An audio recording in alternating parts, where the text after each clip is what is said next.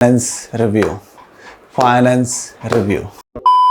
अपने शो की अपार सफलता से पहले मैं आ गया हूं अपना नया शो लेके फाइनेंस रिव्यू, क्योंकि मैंने व्यू लाने का कोड क्रैक कर लिया और वो है क्लिकबेट। क्लिकबेट मतलब जो ऑलरेडी फेमस है उसका नाम थंबनेल पे लगा के व्यू कमाओ। लेकिन ये तो अनएथिकल हो जाएगा ना। हाँ, अनएथिकल तो हो जाएगा और अनएथिकल चीज़ तो हम कर नहीं सकते, तो क्या किया जाए। लेकिन एक तरीका है, अगर हम इस शो को ऐसा बनाएं कि ये जो फाइनेंशियल इन्फ्लुएंसर की स्टुपिडिटी है अगर हम उस पर कमेंट करें तो फिर तो हम इसे आसानी से क्लिकबेट कर सकते हैं। इनका नाम भी थंबनेल में लगा सकते हैं और वो कोई चोरी भी नहीं होगी, चीटिंग भी नहीं होगी और पूरा एथिकल होगा। तो स्टार्ट करते हैं फाइनेंस रिव्यू। चलो इसे थोड़ा गाने से स्टार्ट करते हैं।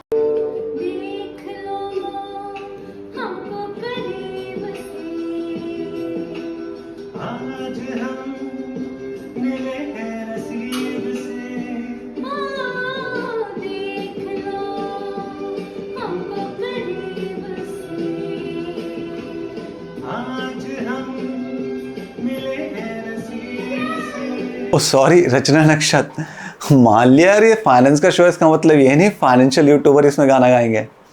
बट दैट्स इंटरेस्टिंग, आप गाना तो अच्छा गाते हैं। अगर फाइनेंशियल यूट्यूबर होकर अच्छा करियर ना चले, आपके पास सेकंड तो करियर अच्छा ऑप्शन है ही। That's good. चलो एनीवेज आगे चलते हैं और वहाँ चलते हैं जहाँ हमें मिलती है सबसे ज़्यादा इंटरेस्टिंग न्यूज़। और फाइनेंस की न्यूज़ तो वहाँ भरी पड़ी है। कौन सी जगह है? ट्विटर। हाँ, एलन के अलावा भी वहाँ पे बहुत सारी चीज़ें हो रही हैं, जैसे कि हमारे शरण भाई साहब का ट्वीट। इस ट्वीट को देखिए। अरे भाई शरण भाई, क्या कर रहे हो? इसमें शरण भाई कह रहे हैं हमारे कि आपको क्रेडिट कार्ड का बिल टाइम पे ना करके जो आपको 20 दिन मिलते हैं उन 20 दिन में आप स्टॉक मार्केट में पैसा लगा दो और 20 दिन बाद वो पैसा निकाल के आप क्रेडिट कार्ड का बिल पे कर दो। सही में ना, ये सुनने के बाद मेरे को लग रहा है वॉरेन बफेट और मुझे या कोई भी अच्छे इन्वेस्टर है ना, उन्हें पता नहीं क्या कर लेना चाहिए।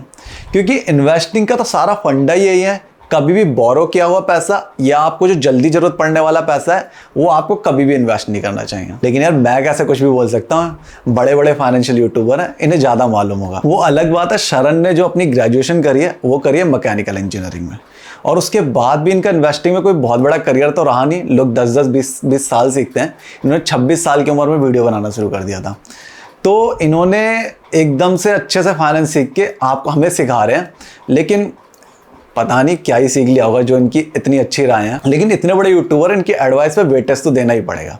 अब चाहे वॉरेन बफेट कह के परेशान हो गए हो, कभी भी बोरो किए हुए पैसे और कोई भी जल्दी ज़रूरत पड़ने वाले पैसों पे आप कभी भी इन्वेस्ट न करें। इसका रीज़न मैं आपको समझा देता हूँ, क्योंकि आपको शरण भाई नहीं समझा पाए होंगे। मैं थोड़ा छोटा और फाइनेंस की कम नॉलेज रखता हूँ ना, तो उसके बारे में बता देता हूँ जो मेरे लॉजिक्स हैं। तो शरण भाई, सपोज़ किसी को 20,000 रुपये अपने क्रेडिट कार्ड का बिल पे करना था, या 1 लाख रुपए, आपने 2 ट्वीट पे अपना अलग अलग अमाउंट बताया, चलो 1 लाख रुपए ले लेते हैं कैलकुलेशन के लिए। किसी को अपना 1 लाख रुपए क्रेडिट कार्ड का बिल पे करना था और वो क्रेडिट कार्ड का बिल पे करने के अलावा वो सोचता है कि स्टॉक मार्केट में पैसा लगा देता है। अब स्टॉक मार्केट में पैसा लगाने के बाद 20 दिन के लिए 2 ही चीज़ें हो सकती है, या तो पैसा ऊपर हो सकता है या पैसा नीचे हो सकता है, जो मेरी अंडरस्टैंडिंग है, उसके अलावा तो कुछ हो नहीं सकता, है ना। तो अगर कोई भी बंदा एक एवरेज इन्वेस्टर है, या आपके हिसाब से अगर 20 दिन में पैसे कमते हैं, एवरेज ट्रेडर कहा जाता है उन्हें, लेकिन आप तो इन्वेस्टर हैं, चलो उन्हें इन्वेस्टर ही बोल देते हैं। 20 दिन में अगर कोई बंदा पैसा लगाता है, हम पहली कंडीशन लगाते हैं कि वो पैसा गवा देता है। तो अब वो जो बंदा पैसा गवा देगा वो क्रेडिट कार्ड का बिल कैसे पे करेगा? पता नहीं, शरण भाई थोड़ा सा साइड में लिख देंगे, नेक्स्ट टाइम से अच्छा रहेगा। चलो सपोज कर देते हैं, काफ़ी लोग कहने वाले हैं यार वो पैसा बना भी तो सकता है। वैसे आपको भी पता है कितने चांसेस होते हैं पॉजिटिव और कितने चांसेस होते हैं नेगेटिव के, लेकिन हम कंडीशन पूरी लेंगे।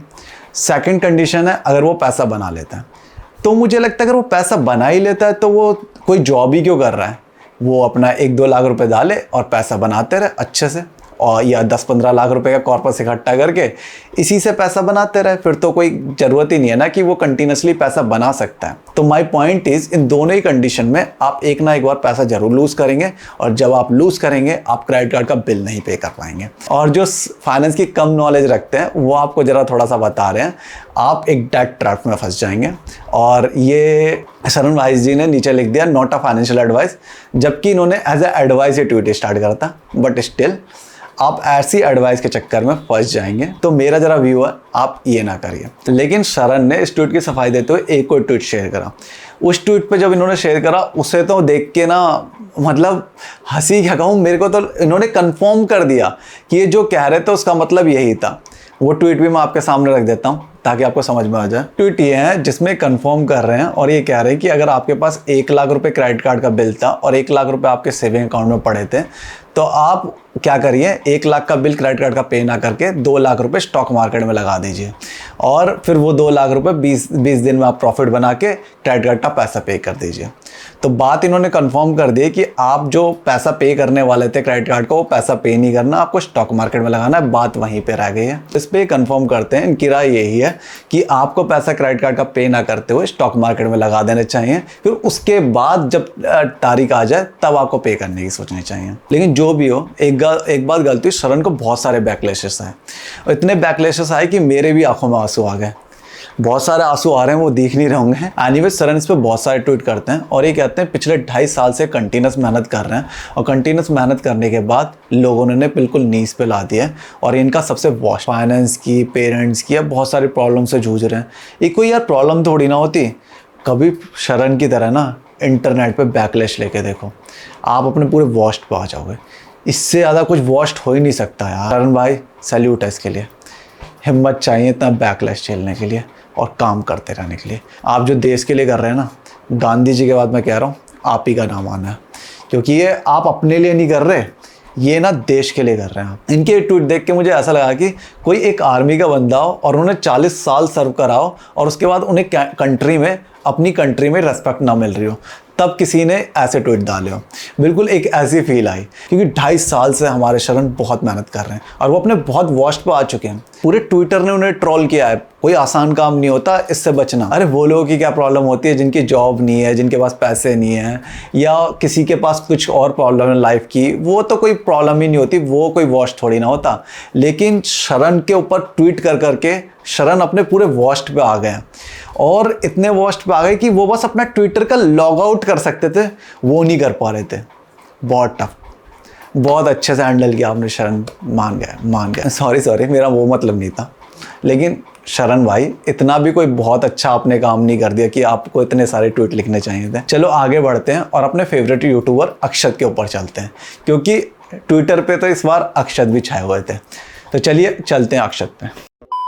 ये अक्षत का ट्वीट, जिसमें अक्षत बता रहे हैं एक इन्होंने होम लोन लिया था HDFC से, जो टाइम पे अप्रूव नहीं हो पाया, और जिसके कारण फिर अक्षत को खुद अपने पैसे देके ये घर खरीदना पड़ा। इसमें बहुत सारी हिपोक्रेसी है, शायद आप भी समझ गए होंगे, और नहीं समझोगे तो मैं आगे बताऊंगा, आप समझेंगे। तो यही देख के, इनकी हिपोक्रेसी एक्सपोज करने के लिए गब्बर, ट्विटर पे एक गब्बर का ट्विटर हैंडल है, उन्होंने शेयर भी किया था, मतलब गब्बर तक इन्हें कॉल आउट कर रहे हैं। गब्बर ने शेयर भी किया था कि अक्षत एक साइड पर तो ये कहते हैं कि हमें घर नहीं खरीदना चाहिए, और एक साइड पे घर बाय करे जा रहे हैं। तो इसमें अक्षत कहते हैं मैं तो अब भी घर खरीदने के अपोज में हूँ। Hi everyone, welcome to our house in Goa. So on today's video, I'm going to do two things. One, I'm going to give you a quick house tour, and second, I will explain you why I have shifted to Goa and why I will be living here. यार इतना भी गलत मत समझो अक्षत को। अक्षत ने आगे explain करा है कि वो जो भी घर खरीदते हैं वो कमर्शियल पर्पस से खरीदते हैं, वो अपने लिए नहीं खरीदते। अब क्या ही कहूँ अक्षत की इन बातों पे कि अक्षत भाई, अगर आपने घर खरीदा है, जो ज़्यादातर लोग करते हैं, वो उसे रेंट पे चढ़ा के कहीं और रेंट पे रहते हैं नॉर्मली, तो वो भी कमर्शियल पर्पस ही हो गया, कुछ और तो हुआ नहीं। तो जब भी आप घर खरीद रहे हैं तो आपके पास एक प्रॉपर्टी हो गई है, उसमें आप रह सकते हैं। तो आप ऐसे क्यों मिसलीड करते लोगों को कि आप घर खरीदने पे विश्वास नहीं करते और खुद ही रियल एस्टेट खरीदते रहते हैं। और आपने भी अपनी कई बार वीडियोस में बताया कि आप रियल एस्टेट बहुत खरीदते हैं, कमर्शियल पर्पस के लिए समझ लिया, लेकिन आप रियल एस्टेट खरीदते हैं। तो आप प्लीज़ नॉर्मल लोगों को मिसलीड ना करें, ये यूथ के लिए बहुत ही खतरनाक हो जाता है। और सेकंड चीज़ जो इसमें मेरे को बहुत हंसने वाली लगी कि आपने होम लोन लिया जबकि आपके पास कैश पड़ा हुआ है। मतलब इसमें क्या ही बंदा हंसे क्या करे कि आपके पास जब कैश पड़ा हुआ है तो आप इंटरेस्ट क्यों देना चाहते हो? क्योंकि जब अब आपने आगे लिखा कि अप्रिशिएट भी तो होती है प्रॉपर्टी, किसी ने कॉल आउट करा था ये कि जब आपके पास पैसा था तो आप होम लोन ले क्यों रहे, इंटरेस्ट का पैसा भी तो जाएगा। तो ये कहते हैं प्रॉपर्टी अप्रिशिएट तो होती है। अक्षत भाई आप इतने समझदार तो होंगे कि जितनी अप्रिशिएट होती है ऑलमोस्ट दुगनी हो जाती है और दुगने ही आपके इंटरेस्ट में पैसे चले जाते हैं। तो आपने पैसा कहाँ बनाया? तो खैर मैं ज़्यादा कमेंट करूँगा नहीं क्योंकि अक्षत की काफ़ी बातें मेरे को समझ में नहीं आती, उसमें से मे भी ये भी हो सकती है। वैसे मैं भी यार बहुत सैड हूँ, सोच रहा हूँ 40-50 प्रॉपर्टी खरीद लेता हूँ रेंट पे देने के लिए, लेकिन खुद रेंट पे रहूँगा तो कहूँगा मैं तो प्रॉपर्टी खरीदने पर विश्वास ही नहीं करता। तो आज के लिए इतना ही। आई नो आज थोड़ा ह्यूमर पोर्शन कम था, बट टाइम के साथ मैं साथ ग्रो करूँगा और उसके हिसाब से कंटेंट लिखूँगा। तो आज के लिए इतना ही। कुछ भी आपको क्वेरी हो नीचे आप लिख सकते हैं। Thank you. My name is Gaurav.